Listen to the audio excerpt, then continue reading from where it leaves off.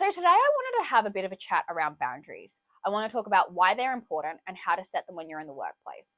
Because at the end of the day, boundaries is what's going to make sure that you can manage your stress, prevent burnout, and maintain healthy relationships within the workforce. Now, you can take this information and obviously implement it into everyday world, but today I really wanted to talk about making sure that you're setting boundaries in the workplace to make sure that you're taking care of yourself and making sure that you can rock up to work and at home as the best version of you, or whatever version you want to show up as. So let's start off with how I perceive boundaries. So I'm such a visual person, so I always view boundaries as like it's a dome around me. And I want you to visualize this dome. And really the way that I implement this dome is understanding my own emotions, understanding my own actions, and understanding my own behaviors and where they start, which is with me, and where they end. And then really understanding where someone else's emotions, actions, and behaviors start. Doesn't matter where they end, it's just understanding where theirs start. Because what that's going to allow you to do is allow you to protect your own emotions, understand when someone's crossing your boundaries, but it's also going to allow you to understand what's your responsibility and what's something that you do have to take accountability for, and what's not yours.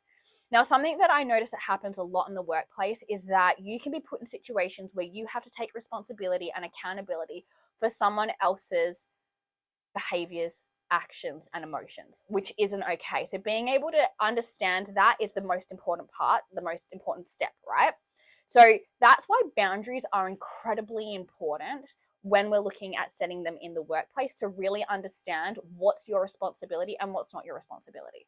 So let's talk about the first step of setting a boundary. The first thing that you have to be able to do is have that self-awareness to understand what you can realistically do and what you realistically need from your role. To be able to do that is to really understand yourself, your capacity, and this can obviously change day to day. So something that I would recommend every single person do is actually understand from a scale of 0 to 10, 0 being absolutely completely tapped out, I have no capacity for anything else, 10 being I have completely a free slate, I can absolutely take on more work. Really understanding where you are in that scale, right? So really understanding your own limits. Something that happens a lot in the workplace is that you can get really excited, or maybe you want to make sure that you're people pleasing, or maybe you're wanting to move up in your job, whatever it is, but you really don't have the capacity to take on more work, and you become sort of like a yes man without really understanding that you might not be able to execute, or it's really going to sap your energy, right? So that's something that's really dangerous. So the first thing that you really have to understand is your own capacity and your own limits at the end of the day, because that's going to help you understand what you can say yes to and what you can say no to. Step 2 is to communicate that clearly. So if you are at capacity, you have no ability to take on any more work, clearly state that, especially if it's to a manager or a colleague, and be really enforce it. Now, you don't have to be aggressive with it, but you also don't want to be passive aggressive. So a passive aggressive example would be like, oh, you know what, I guess I could do it, but I won't see my family tonight. Oh, I guess I could do it, but I guess I'll just be burnt out by the end of the week. That's a really passive aggressive way to reinforce your boundary. And also it's probably going to end up you taking on that job anyway. So being able to assertively enforce your boundary and really communicate clearly on what you can take on.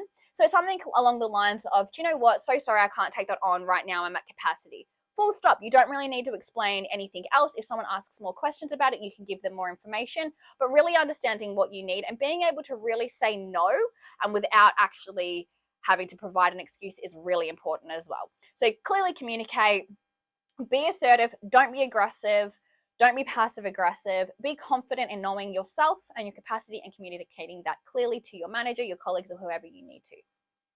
The third step, or a third way you can really look at making sure that you're enforcing your boundaries, is kind of leading into what I just said, which is no is a full sentence. Say no without guilt, and also say no without providing reasons or excuses. And they're not usually excuses, but it can be reasons why. Now, the reasons why I say no without providing a reason or an excuse in quotation marks is because if someone's really good at crossing your boundaries, they'll most likely want to overcome that objection. So they will see that excuse as an objection to overcome. So you might say, hey, do you know what? I really don't have time for it right now.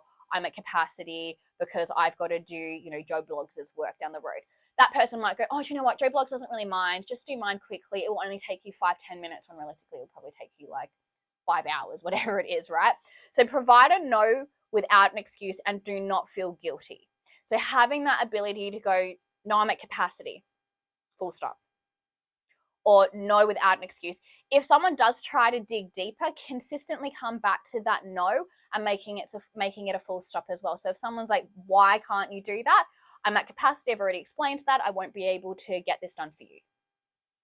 And really reinforcing that to that person. So no can definitely be a full sentence, and not providing an excuse or an objection or whatever it is, a reason, can be really, really helpful with that. So number 5. So this is kind of following up with the previous one with no as being a full stop. Let's say it's your manager. So some of you might be going, yeah, but if my manager is, asking me why, I can't just keep saying I'm at capacity.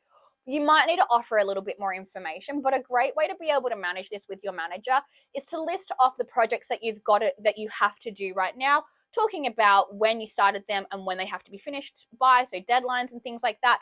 And then asking your manager if what they're asking you to do is a priority, asking which one of the projects they want you to pop aside. Because at the end of the day, you're at capacity, you don't have time to be able to do this job.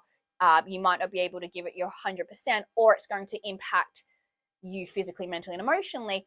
Explaining that to your manager, but also getting an understanding what they want you to prioritize is really, really important. So kind of putting it back onto them so they can take responsibility and accountability for what they're asking you to prioritize. And the final thing is to really learn how to prioritize. So really understand what really does need to get done today. So something that I always talk about is the power of 3. So looking at your to-do list and looking at 3 things that you can do today that's going to get you a little bit closer to your goal. That's also going to make you feel a little bit less overwhelmed, but it's also going to reduce that capacity that you might be under.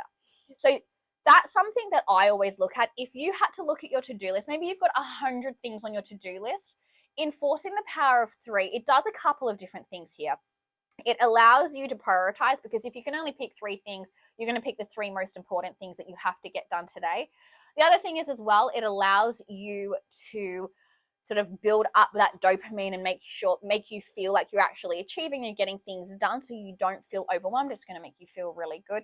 But it's also preventing that procrastination that we've previously spoken in other videos.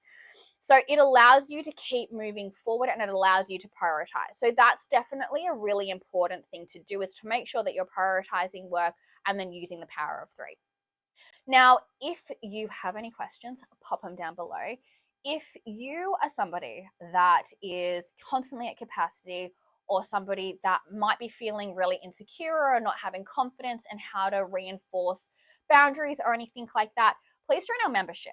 It is super cost effective.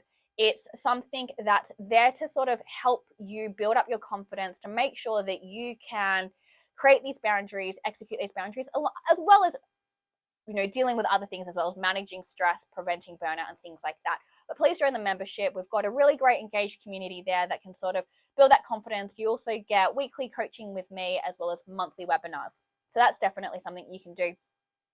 If you have no idea if you're at capacity or not, why don't you take your burnout score down below? It allows you to understand where you're physically, mentally, and emotionally at right now when it comes to stress and burnout.